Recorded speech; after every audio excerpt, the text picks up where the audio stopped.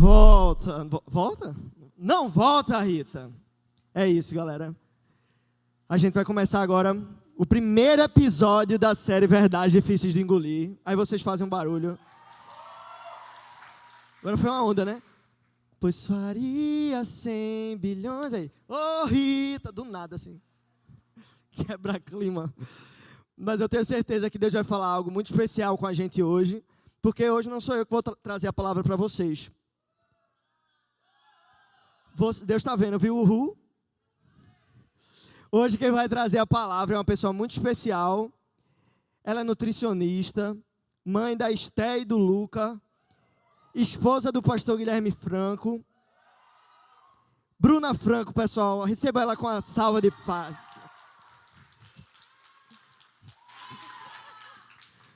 Bruninha, é um prazer ter aqui com a gente. Bom demais estar aqui com vocês hoje. É um privilégio estar aqui. Obrigada pelo convite, Bruno. Foi maravilhoso. Eu que tenho que pedir permissão a você para pregar aqui. Que nada, uma Pessoal, bênção. vamos orar por Bruna? Estenda sua mão, vamos orar por ela. Vamos pedir para o Senhor encher ela.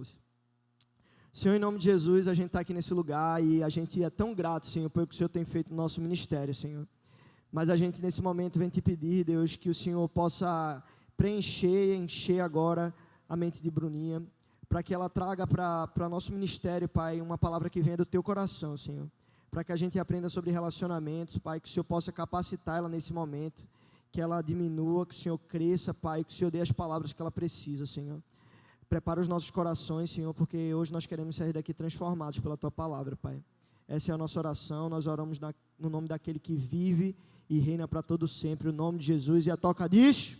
Amém, Fica amém. à vontade, Bruninha. Boa noite, Toca. Boa noite, pessoal.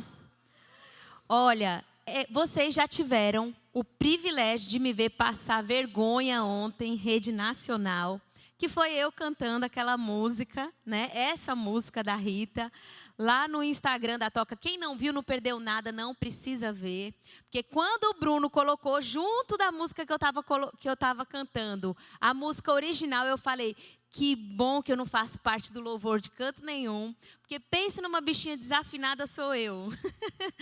Mas realmente para mim é muito legal estar aqui hoje. E aí, quando o Bruno falou comigo, ele falou, Bruno, a gente vai começar uma série chamada Verdades Difíceis de Engolir.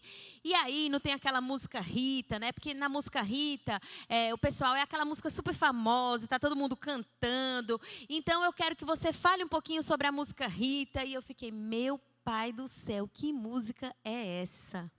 Porque, na verdade, gente, na minha atual condição, eu só decoro as músicas dos 3 Palavrinhas, Mundo Bita, né? Então, o sabão lava o meu rostinho. Se vocês me perguntarem sobre música, ou eu escuto as músicas que o Luca tá jogando nos jogos do celular dele, do Brawl Stars, o Rafa sabe aí mais ou menos aquele fundinho musical irritante, ou eu estou ouvindo as músicas que a Teté está escutando na televisão, daqueles nenenzinhos com a voz assim, irritante também. Então eu peguei, né? Eu disse, tá, aceitei, nem sabia que música era. Aí eu falei assim, então tá bom, você me deu essa música, agora me diz aí, que música que você falou, fita? Eita, eu não tinha entendido direito o áudio, direito, não sabia nem o nome da música. Aí ele me passou a música, que eu já decorei, né, claro, fiquei escutando. E a música diz o seguinte, sua ausência está fazendo mais estrago que a sua traição. Minha cama dobrou de tamanho sem você no meu colchão. Seu perfume está impregnado nesse quarto escuro. Que saudade desse cheiro de cigarro e desse álcool puro. Eu acho que esse homem devia estar com Covid, não é possível. Sem sentir cheiro de nada, porque saudade e cheiro de cigarro e de álcool é de lascar, né? Ô Rita, volta desgramada. Volta, Rita, que eu perdoo a facada. Ô Rita, não me deixa. Volta, Rita, que eu retiro a queixa.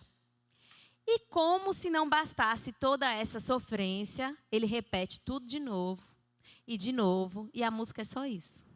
Aí eu disse, caramba, essa música está fazendo esse sucesso.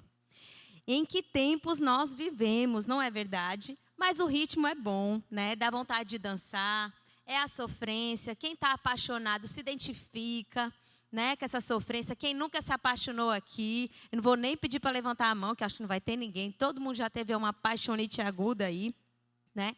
Mas aí eu me coloquei a analisar essa palavra, essa música. E aí eu disse, Senhor, me ajuda a entender o que esse homem estava passando aqui quando ele escreveu essa música, né? Que verdades, né, que ele acredita e que a Bíblia pode, de repente, desconstruir. Então, eu queria que vocês abrissem comigo a Bíblia em Romanos, capítulo 7, versículos de 18 a 20. Romanos 7, de 18 a 20, eu acho que vai passar ali também no telão. Romanos 7, 18 a 20, vamos abrindo aí, acompanhando comigo, diz o seguinte. Eu vou ler ali porque eu não sei se está na mesma versão do meu celular. Sei que nada de bom habita em mim, isso é, em minha carne, porque eu tenho o desejo de fazer o que é bom, mas não consigo realizá-lo.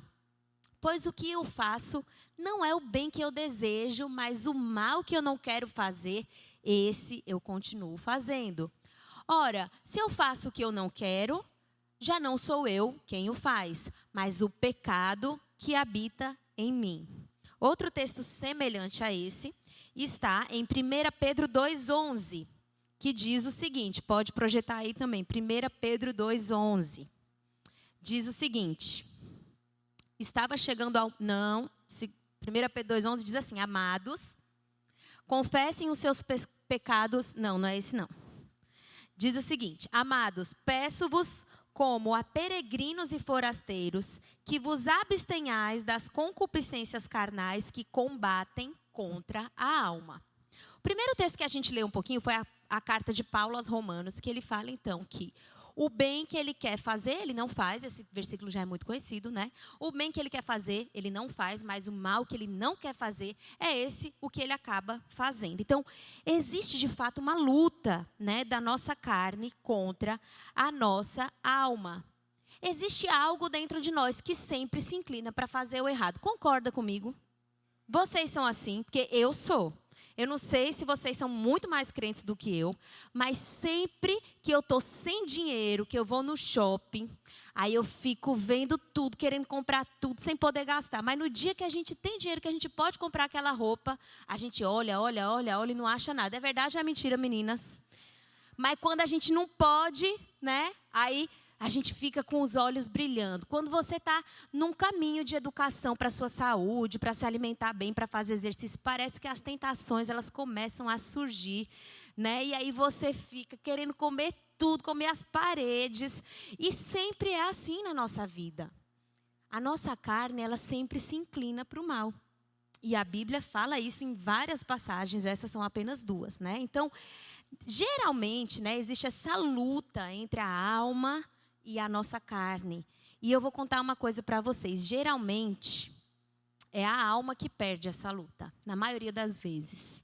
Né? Se a gente não estiver bem alinhado, se a gente não estiver prestando atenção, é a alma que perde essa luta. Né? O que a gente faz para, de fato, vencer essa luta? Né? Eu não sei se vocês sabem, mas hoje o Mike Tyson vai lutar. Quem está sabendo aqui? Levanta a mão. É os homens, né? Geralmente quem me fala, a maioria dos homens aí já sabe, inclusive eu não sabia, eu vou contar para vocês, quem me contou foi o Gui hoje, viu? Ele disse, amor, hoje o Mike Tyson vai lutar. Oba, eu vou usar isso aqui na pregação. Então, hoje ele vai lutar, e o que será que ele está fazendo aí há meses para se preparar para essa luta, não é verdade? A gente sabe que quando existe uma grande luta, o lutador ele fica ali preparando-se por meses para poder lutar. Eu não sei se vocês sabem, né? O Bruno falou que eu sou nutricionista. E teve uma época que eu fiz uma pós-graduação em nutrição esportiva. Há muito tempo atrás. Eu nem terminei porque não tem a ver comigo, porque eu não sou essas pessoas todas fitness, né? E aí eu fiz um tempo, acho que eu fiz 1 ano nessa pós-graduação. E aí teve uma aula que eu fiquei assim chocada como é difícil o preparo de um lutador antes da pesagem. Porque o que acontece? Eles precisam entrar naquele peso ali, chega lá, tem um peso que eles estão naquela categoria, e aí eles não podem passar daquele peso. Mas também se eles forem magrinhos demais, eles não vão ganhar a luta. Então eles têm que ser pesados, mas eles não podem ser pesados demais. Então existe toda uma preparação para o dia da pesagem, que foi ontem, eu acredito, né? Geralmente a pesagem é um dia antes da luta. Então esses atletas, eles não podem usar nenhum tipo de medicamento, né? Nada diurético, nada disso. Então, eles ficam naquela preparação, numa dieta, só come frango com batata doce. Frango, batata doce, toma água, não faz mais nada, não vive. Tudo é frango, batata doce e ovo, né? Pensa. Então, existe todo um preparo para uma luta, né? E a gente também, a gente tem sido encorajado a cuidar da nossa saúde cada vez mais. Ou da nossa estética, porque às vezes a gente usa o discurso da saúde, né, para embelezar a nossa busca, mas a gente está querendo ficar lá no shape, ficar bonitão, ficar gatão, ficar gatona, né? Porque existe toda essa pressão da sociedade. Então, a gente vai para a academia, vai para o crossfit, aí que passou, né? A gente, muitas vezes, cuida da nossa saúde bucal, vai no dentista, né? As meninas, principalmente, cuidam do cabelo, fazem hidratação, cortam as pontinhas do cabelo e tal. Então, a gente tem uma preocupação diária com a nossa saúde, com a nossa carne, com o nosso corpo, com a nossa alimentação, exercício. Mas a gente não dá a devida importância para os exercícios da alma. Oração, né? Leia a Bíblia e faça oração se quiser crescer. Estou empolgada, eu estou cantando muito desde ontem. Não sei porquê, né? Porque eu não estou no canto errado aqui. Mas a gente se esquece de meditar, de orar, de ler a Bíblia, fazer jejum, estar em comunhão, né? Lá no nosso quarto, de fato, de abrir nossa Bíblia, de ler, de meditar, de escrever, anotar. A gente não exercita muito para a nossa alma, né? Então, existe uma preparação que a gente precisa fazer nessa luta da carne contra a alma. Mas, Bruna, o que tem a ver isso tudo que você está falando com a música Rita? O que tem a ver esse negócio de carne e alma, né? Vamos pensar na letra da música, né? Ele fala ali, a sua ausência é pior do que a traição, né? Ele diz que ele prefere viver com a Rita traindo ele. É o famoso corno feliz, né? Ele gosta de ser traído, ele está lá com a Rita para sempre. Ela pode trair, pode pisar, amassar, cuspir nele, mas ele prefere essa situação do que viver a ausência dela, ou tem medo de ficar sozinho, né? Ou idolatra ela, né? Ela supre algum desejo carnal nele e por isso ele não quer abrir mão dela. Então ele aceita qualquer negócio para poder ficar com ela. Então, claramente temos aqui um relacionamento tóxico, uma dependência emocional. Algo que faz com que de fato ele olhe para ela, né, e fale assim: a minha vida não tem sentido sem ela. Então, ela pode fazer o que quiser comigo e que eu vou passar por cima disso tudo para poder ficar com ela. Na música também a gente percebe um contexto carnal, né? Que ele fala esse negócio, que saudade de você na minha cama, do álcool, do cigarro. A gente observa que é um relacionamento que vive ali bastante os prazeres da carne, né? Sexo, droga, álcool, né?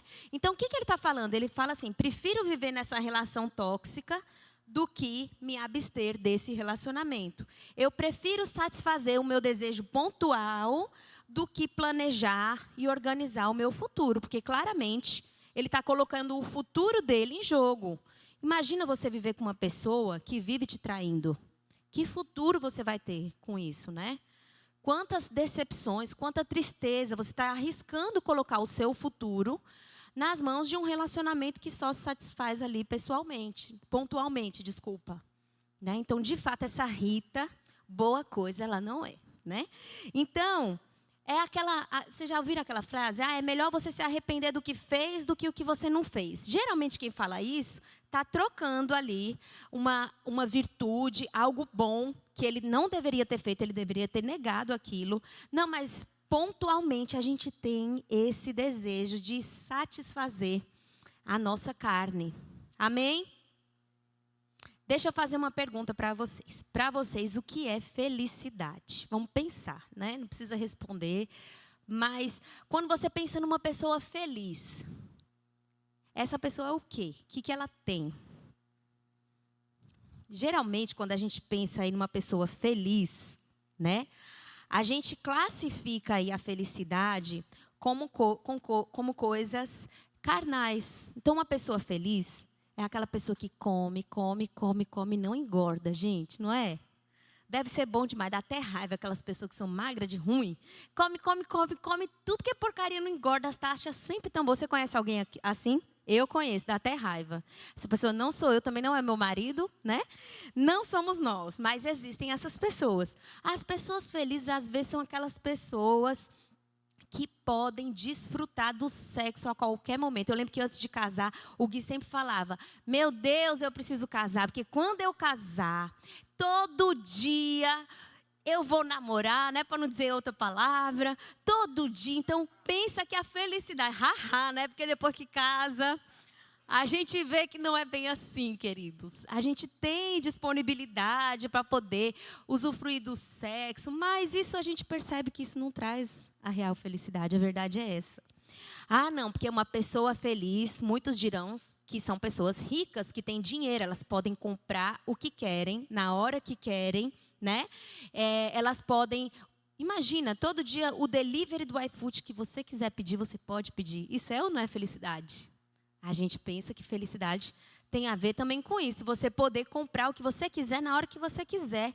Se eu pudesse, ia ser sushi todo dia na minha casa. Pensa numa coisa cara e gostosa, que é o sushi. O Gui até me mostrou, viu, Bruno? Um temaki que vocês comeram ali, na Lagoa do Araçá, por ali. Tô doida para comer esse temaki aí. Para mim, uma pessoa feliz é uma pessoa que pode comer um temaki desse todo santo dia, porque barato não é, né? O quilo do salmão é caríssimo. Então, quando a gente pensa em felicidade, a gente pensa também o quê? Em poder, né? Não, uma pessoa que tem poder, uma pessoa que ela tem influência, que ela é reconhecida, uma pessoa que manda e desmanda, né? Uma pessoa que dá uma carteirada ali na blitz do trânsito, que aí as multas não chegam nela, porque tem essas pessoas assim, né, gente? Dá até raiva. Como que essas pessoas prosperam, né?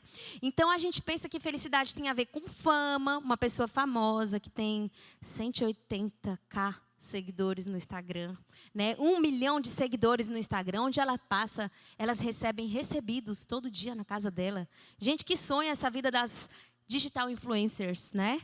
Recebidos todo dia, pessoas famosas, né? Elas chegam no restaurante, elas têm dinheiro, mas o restaurante ainda dá refeição de graça para ela, né? Então, felicidade normalmente para a gente, se você é que nem eu, se você, assim, né, é ser humano que nem eu, carnal, a gente pensa que a felicidade, ela está relacionada com coisas e desejos que a gente pode obter. Só que quando a gente obtém esses desejos, o que acontece? A gente passa a desejar novas coisas, e novas coisas, e novas coisas, e novas coisas, e outras coisas. A gente não se sacia. O Gui casou comigo, ele pode desfrutar daquilo que ele falava todos os dias, não sei se todos os dias, mas enfim. Mas ele percebe que isso não é de fato a felicidade vai além. Nós temos um tesouro na nossa casa, nos nossos celulares, na nossa vida, que é a Bíblia.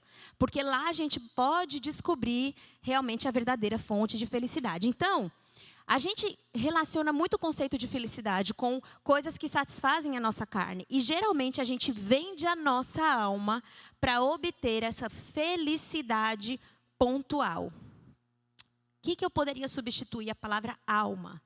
A alma, quando a gente está falando de alma, a gente pode entender também como o projeto de Deus para nós. Amém? O projeto de Deus para nós é que a gente resista às inclinações da nossa carne. Portanto, a nossa alma luta constantemente com a nossa carne. Ou seja, a nossa carne sempre tenta fugir do projeto de Deus para nós. A gente pode observar uma história na Bíblia de Jacó e Esaú. Né? Jacó e Esaú, espera só um minutinho.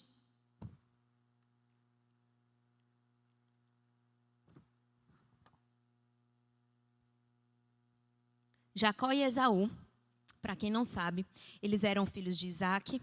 E a Bíblia fala que desde o ventre da mãe deles, eles lutavam.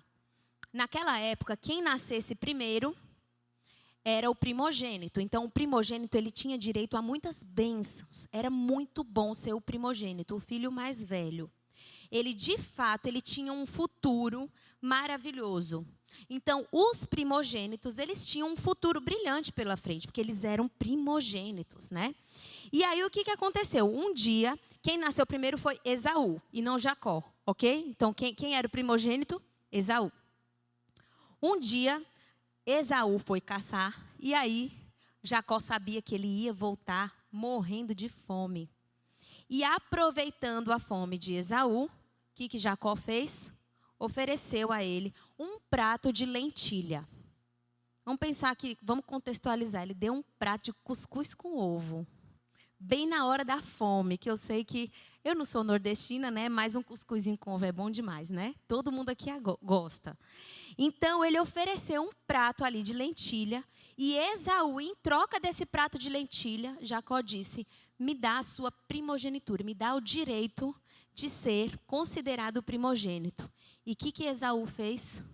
Trocou a sua primogenitura por um prato de lentilha. A fome de Esaú fez com que ele abrisse mão de tudo o que ele tinha.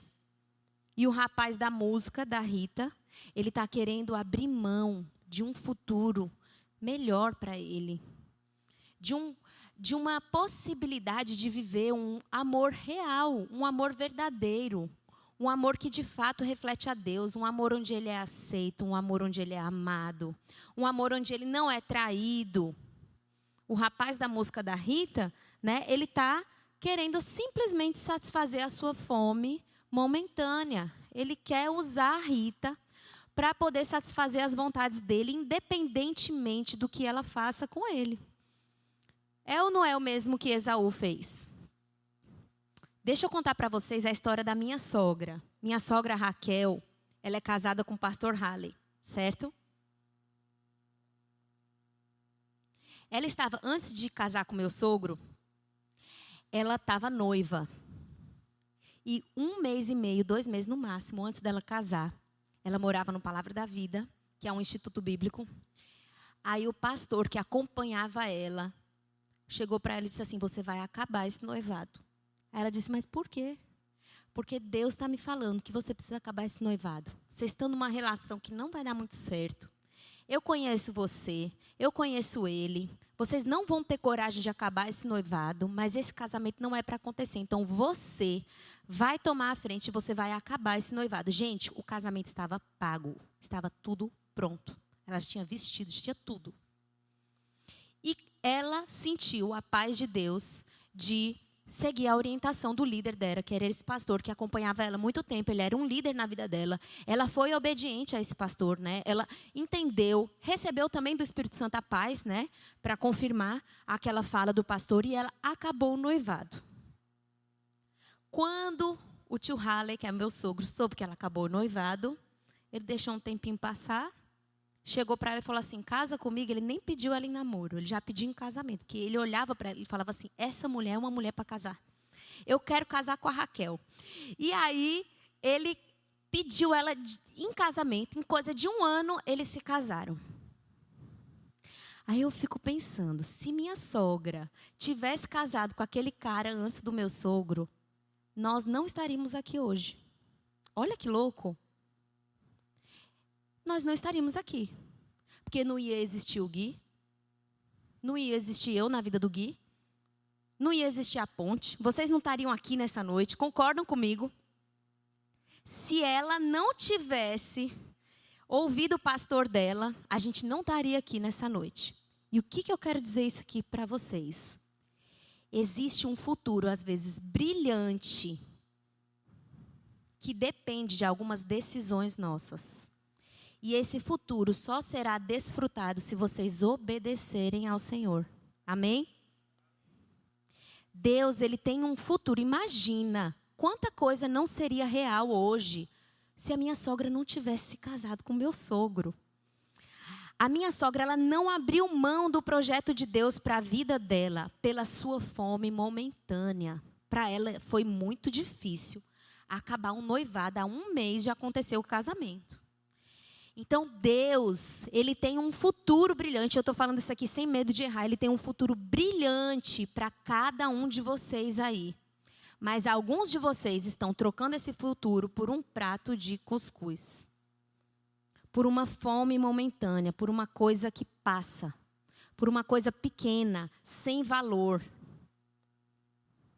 Amém? Comecem a pensar nos relacionamentos de vocês. Eu não sei quantos aqui namoram, quantos aqui estão apaixonados, quantos aqui, enfim, tem uma certa dependência emocional, tem medo de ficar sozinha, acaba se entregando para qualquer um. Eu não sei a história de ninguém, mas o Senhor sabe. E nessa noite Ele quer trazer luz para o coração de vocês. Então, sendo práticos, como que eu posso me livrar desse relacionamento tóxico que eu me meti, né? Como que esse cara lá da Rita, ele poderia se livrar dessa situação? Como, Bruna, que eu posso abrir mão da idealização que eu construí em cima dessa pessoa? Porque, na verdade, muitos relacionamentos abusivos, relacionamentos tóxicos, a gente constrói uma idealização em cima daquela pessoa e aquela pessoa se torna o nosso ídolo. A gente idolatra, a gente coloca no lugar de Deus. A gente idealiza uma pessoa, a gente cria uma mentira na nossa cabeça. E a gente nega qualquer coisa para defender aquela pessoa. Como que eu posso me priorizar e priorizar o meu futuro e o projeto que Deus tem para o meu futuro, né? Quando Davi estava em Salmo 38, 3 e 4, pode ir projetando aí. Quando o salmista Davi escreveu esse salmo, Salmo 38, ele estava passando realmente por um momento de tortura, de profunda tristeza na sua alma. Diz assim em Salmos 38, 3 e 4. Diz o seguinte: por causa de tua ira, todo o meu corpo está doente. Não há saúde nos meus ossos por causa do meu pecado. As minhas culpas me afogam. São como um fardo pesado e insuportável. A nossa alma, ela é torturada pelas nossas decisões erradas, pelos nossos pecados, por aquilo que a gente fez ou por aquilo que a gente deveria ter feito. Então, as nossas decisões, elas são capazes de torturar a nossa alma. A gente precisa ter muito cuidado com o que a gente deveria ter feito e não fez, ou com as coisas que a gente fez, porque são os pecados. São os pecados que torturam a nossa alma. E aí, eu quero te fazer uma pergunta. Você já gostou de alguém que era inadequado? Ou porque a pessoa era meio breguinha? Ou porque a pessoa era meio feinha? Ou porque a pessoa, sei lá, tinha um cacuete esquisito, que todo mundo falava dela, mas no fundo você era meio apaixonado por aquela pessoa e você não dizia pra ninguém que você gostava, né? Ou porque a pessoa tinha um bafo incurável, que todo mundo fala do bafo dessa pessoa. E você fala, gente, mas eu gosto dessa pessoa. Aí, né, não vão falar mal de mim não, tá, gente? Eu sou esposa de pastor, né? Porque hoje em dia a gente não pode falar nada que já chove comentário, né? A esposa do pastor está falando que existe gente feia. Não, não existe gente feia, né? Feiura é questão de ponto de vista, certo? Mas uma vez eu gostei de um menino que era difícil alguém ter um ponto de vista assim meio privilegiado para ele, porque ele era o bichinho. Ele era tão feinho, minha gente. E eu nunca contei isso para ninguém. Eu tô leve. Eu tô cantando isso para vocês agora. E é verdade isso. O nome dele é Daniel. Não sei cadê ele hoje. Ele mora em Fortaleza. Não está aqui. Ainda bem. Ele era amigo do meu irmão nessa época. Eu devia ter uns 12, 13 anos. Hã? Tomara que não seja da Ponte Fortaleza. Se essa minha pregação for pro YouTube, já era. Ele vai descobrir.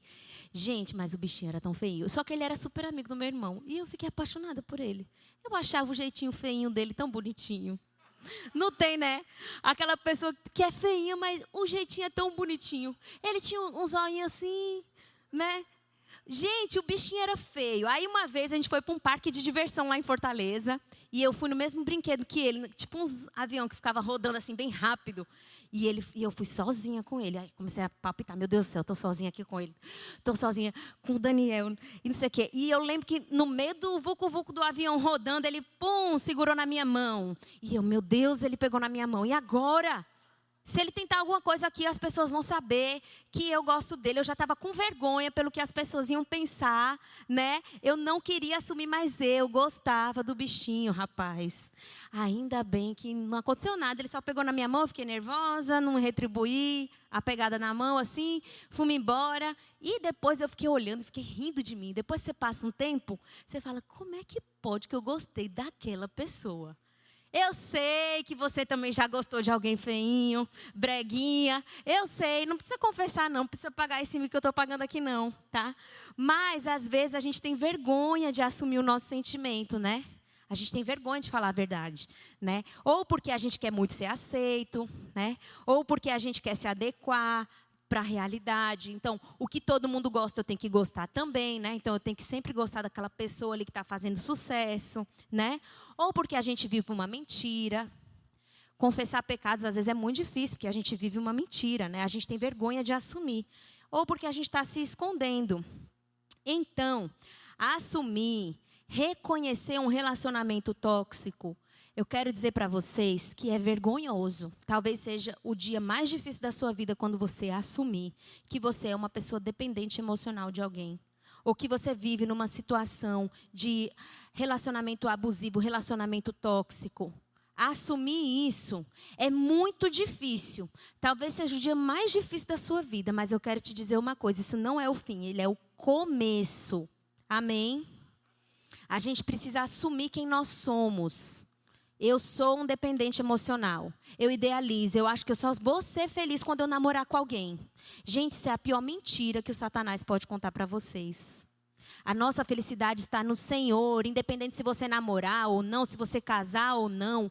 O que Deus tem para nós é muito mais profundo. É muito mais pleno do que qualquer relacionamento pode proporcionar para a gente. Amém? Então, assuma que você é um dependente emocional, que você está vivendo um relacionamento tóxico. Fale para o seu melhor amigo, assuma.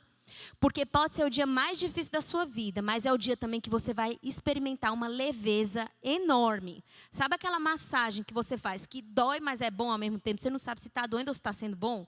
Porque você está todo travado, aí você chega lá na massagista, a massagista vai, mexe em você, você fala, meu Deus, que dor boa. Né? É essa dor boa que Deus tem reservado para vocês essa noite. Ele quer trazer leveza para a sua vida. Amém. Vocês não se... E quem ainda não identificou isso, cuidado com quem vocês vão namorar. Porque hoje está cheio de pecinha rara. Cheio de gente que faz você querer ter uma baixa autoestima. Que fica te diminuindo para se valorizar. Que vai te trair, depois vai dizer que vai se matar se você não perdoar. Porque só o que a gente vê é a história assim hoje em dia. E você apaixonado ou apaixonada, vai indo. Porque isso não é só homem que faz, não. Tem muita mulher sabida que só, que faz esse tipo de chantagem emocional. Então, vivam essa dor que alivia. Reconheçam. Amém? Reconhecer vai te levar a 2 caminhos, você que é crente. Primeiro, reconhecer que você tem um relacionamento tóxico, ou que você é um dependente emocional, ou que você idealiza algum relacionamento, ou que você está idolatrando uma pessoa, ou que você tem baixa autoestima e precisa de alguém para reafirmar a tua autoestima, em vez de encontrar a tua identidade no Senhor, né? Primeiro, isso é um pecado. Você precisa confessar para Deus, porque é o pecado da idolatria. É o pecado da baixa autoestima, da falta de identidade em Cristo, porque você tem buscado sua identidade em outras coisas que não é no Senhor. Então, você precisa confessar para Deus o seu pecado, porque a confissão para o Senhor gera perdão. A Bíblia diz em Provérbios 28:13, o que encobre os seus pecados não prosperará, mas o que confessa e se aparta alcançará misericórdia. Coloca para fora. Alguém aqui já passou muito mal com uma comida? Que onde tem buraco no corpo sai coisa quando você vomita. E pensa, uma vez quando eu estava grávida da Esther, eu nunca mais comi pizza de camarão depois desse dia. Porque pensa que eu passei mal. Minha gente, eu pedi uma pizza de camarão, comi uma fatia. Eu passei a noite de rainha no trono, desidratando. Quando foi de manhã, o Digo foi me levar, junto com o Gui, para o hospital, para o português, para tomar soro. Chega lá, o médico fez meus exames. Ele disse, nossa, você desidratou muito. Eu disse, eu sei. Só eu sei o que eu passei essa noite. Porque essa pizza de camarão me fez mal. Me fez muito mal, mas eu coloquei tudo para fora. Me reidratei. E melhorei. Confessar os pecados é o primeiro passo, né, para que a gente obtenha perdão do Senhor. Amém? Em João 1:9 diz o seguinte: ali estava a luz verdadeira que ilumina a todo homem que vem ao mundo.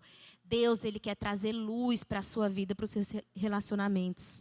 Ele veio para iluminar, para dar clareza, para dar entendimento. E nessa noite Ele precisa iluminar alguns de vocês aqui, amém? Deixa essa luz iluminar a sua vida e trazer a verdade do Senhor para a sua vida, de que você não precisa dele ou dela, você não precisa de alguém para ser feliz. Isso é a maior mentira que o Satanás pode contar para vocês, amém? Que a luz do Senhor ilumine a mente e o coração de vocês nessa noite, em nome de Jesus, para que vocês não se coloquem nessa situação de relacionamento abusivo, porque eu já vi cada história triste por conta de relacionamento tóxico e relacionamento abusivo. Então, confessar para Deus para obter perdão e confessar para alguém para obter restauração. Tiago 5,16 diz o seguinte, Tiago 5,16, confessem os seus pecados uns aos outros e orem uns pelos outros para serem curados. A oração de um justo é poderosa e eficaz. Para serem curados, a cura ela vem através da confissão de pecados uns para os outros. Então confesse esse pecado, confesse esse relacionamento. Fale, eu estou vivendo um relacionamento difícil de sair dele. Confesse para a sua melhor amiga, para o seu melhor amigo, por alguém que te ama. Para alguém que te ama, cuidado também para não se expor demais, tá? Não precisa sair falando para todo mundo, não. Escolha bem as pessoas com quem você vai abrir seu coração, tá? Então, confessar para Deus para obter perdão, confessar para alguém para ser curado, para obter restauração. Porque a cura, ela vem da exposição. Aqui na Toca, vocês têm várias oportunidades. Tem o Intoca, o Desintoca, tem a hospedaria, tem discipulado. Tem tanta coisa onde você pode exercer essa confissão. Aproveitem todo esse ambiente. Gente, isso aqui, pouquíssimas pessoas têm essa oportunidade. Eu lidero algumas mulheres no meu GR que elas fazem essa prática de confissão de pecados comigo. Eu faço essa prática de confissão de pecados com a Lana, que é a minha pastora. Então, é importante entender que a gente precisa confessar os nossos pecados um ao outro para a gente obter restauração e cura. Amém? A maturidade cristã, presta atenção nessa frase, a maturidade cristã é o encurtamento da distância do pecado para a confissão desse pecado. Quanto mais você demora para confessar esse pecado, menos maduro você é. Então, atenção! O relacionamento tóxico, além de impedir que o seu futuro seja brilhante, ele é capaz de adoecer a sua família e a sua descendência. Vocês sabiam que na época da peste negra a gente está vivendo uma pandemia? Mas vocês não têm noção que foi a peste negra. A peste negra foi em 1300 depois de Cristo. 75 milhões de pessoas morreram decorrente da peste negra. 75 milhões de pessoas. E aí, quando tinha um reino que queria ocupar um outro povoado, sabe o que eles faziam? Eles colocavam um corpo que morreu de peste negra e jogavam através de uma catapulta, né? Catapulta, acho que é isso o nome, né? É. Eles jogavam para esse povoado. Sabe o que acontecia? Aquele único corpo estragado matava o povoado inteiro. Um único corpo era capaz de matar uma cidade inteira. Um relacionamento tóxico na vida de vocês é capaz de fazer um estrago na sua família inteira. Ou porque você deixa de fazer o que deveria fazer, ou porque você faz coisas que não deveria fazer. Já conheceu alguém que começou a namorar e parou de ter amizades? Parou de sair com as suas amigas? Parou de ter identidade? Já conheceu alguém que deixa de olhar para a sua família, deixa de cuidar dos seus porque está namorando com alguém e sumiu do mapa? Já viu alguém que deixa de exercer os seus dons e os seus talentos na igreja porque está namorando? Se eximir de responsabilidades também é pecar, porque a Bíblia fala em Tiago 4,17, aquele que pode fazer o bem e não faz está pecando. Então o relacionamento tóxico, ele faz com que você deixe de fazer aquilo que Deus fez você para fazer. Amém? Ou um relacionamento tóxico, ele faz com que você amaldiçoe a sua descendência. Isso é muito pesado. Eu já vi muitas histórias tristes. De pessoas que vivem um relacionamento tóxico e os filhos padecem. Ouvem brigas e mais brigas, crescem cheios de traumas. Pais e mães que colocam sobre os filhos as responsabilidades que não são deles. A autoestima fica abalada e a pessoa fica com aquela síndrome de coitadinha para sempre, desgraçando a vida dos filhos, das filhas, do marido e de qualquer pessoa que se aproxima dela. Um relacionamento tóxico atrapalha o relacionamento da pessoa com Deus e dela encontrar o seu propósito e identidade. É que nem um corpo na peste negra. Ele é capaz de destruir uma cidade inteira. Então reconheça, amém? Confesse a Deus. Hoje à noite é noite de restauração, de confissão de pecado. De entender, fale em alto e bom som. Deus, eu sou um dependente emocional. Deus, eu projeto nas minhas futuras relações a felicidade. Eu acho que ser feliz é poder me relacionar com quem eu quiser. Não importa o quão inadequada é essa pessoa para mim. Confesse a Deus o seu pecado. Confesse ao próximo. Chame um amigo ou uma amiga próximo, um pastor, um líder, para confessar o seu pecado para que você seja curado. Amém. Não tenha medo, não tenha medo. O verdadeiro amor lança fora todo medo. Sai dessa relação, porque Deus sabe do que você precisa. Deixa eu fazer uma pergunta para vocês. Lá na criação, Deus criou primeiro o alimento ou Deus criou primeiro a fome? Deus criou a fome para depois criar o alimento, ou Ele criou o alimento para depois criar a fome? Deus, Ele cria primeiro o presente, para depois despertar a nossa necessidade. Não há necessidade em você que não possa ser satisfeita com o que Deus já tem reservado para você nessa noite, amém? Ele não cria uma necessidade em você que não pode ser suprida. Então, se a sua necessidade é de companhia, Ele pode suprir sua necessidade. Você pode sair dessa relação. Você não precisa ter medo de ser sozinho. Ele não cria nada que você tenha falta, com o qual já não existe, que Ele já quer suprir essa sua necessidade. E se Ele não te der, é porque você não precisa. Amém? Se eu sinto falta de alguma coisa, é porque meu bom pastor sabe que eu não preciso daquilo. Porque o meu bom pastor diz que de nada terei falta. Amém?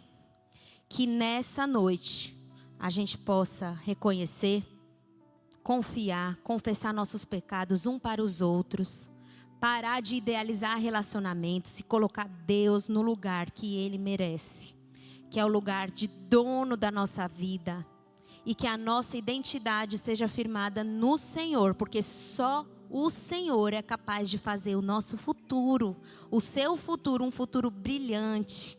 Onde você vai ser usado, onde você vai ser usada, para o louvor da glória dEle. Independente se você casar ou não, se você namorar ou não, isso não importa. Existe plenitude na presença com o Senhor e no relacionamento com o Senhor. E de nada vocês terão falta. Amém? Senhor Jesus, nós te agradecemos porque a Tua palavra é viva. Porque o Teu Santo Espírito está aqui nessa noite. Quebrantando corações. Mudando, convertendo corações. Senhor, em nome de Jesus, eu te peço pelas pessoas que identificaram idolatria aqui nessa noite. Pessoas que identificaram baixa autoestima. Pessoas que identificaram que estão caminhando em um relacionamento tóxico, abusivo. Pai, traz libertação nessa noite, Senhor. Traz cura. Que o Senhor quebre, Senhor, todas as amarras que prendem esses adolescentes, esses jovens aqui nessa noite, Senhor. Para que eles possam caminhar uma vida contigo. Deus, livre, Senhor. Livre e leves. Porque o Teu amor não está espeso para nós. O Teu amor nos liberta, nos traz alegria, contentamento. De nada temos falta quando usufruímos do Teu amor. Queremos declarar nessa noite, ó Pai, como já foi dito aqui, que não precisamos de nada nem de ninguém, porque só o Senhor me basta. A Tua graça nos basta. Nos ajuda a entender a Tua verdade nessa noite. Em nome de Jesus. Amém.